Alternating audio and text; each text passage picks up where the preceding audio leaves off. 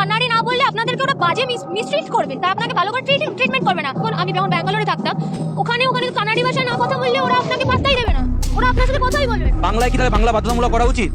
একদম বাধ্যতামূলক করা উচিত। একদমই করা উচিত।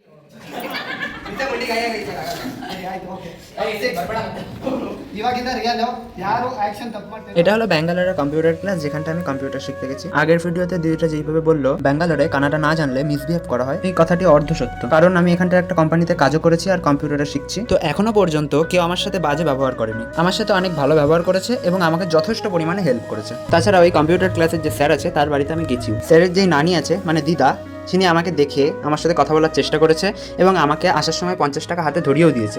তাহলে বলো কি করে এনাদের খারাপ বলি? মেন কথা 50 টাকা দেওয়া না, এখনকার যুগে 1 টাকাও কেউ পকেট থেকে বের করতে চায় না, সেখানটা আমাকে 50 টাকা নানিটা দিয়ে দিলেন। তাই মানুষের বসস্থান অনুসারে তাকে জাজ করা উচিত না, মানুষের ব্যবহার কেমন সেই দেখেই বিচার করা উচিত। হয়তো আমিও ব্যাঙ্গালোরে না আসলে ওই ভিডিওটা দেখে এটাই বুঝতাম যে ব্যাঙ্গালোরের মানুষ সত্যিই খারাপ। তার মানে এটাও বলছি না সবাই ভালো, কারণ কয়েকটা মানুষকে আমি খারাপ ব্যবহার করতেও দেখেছি।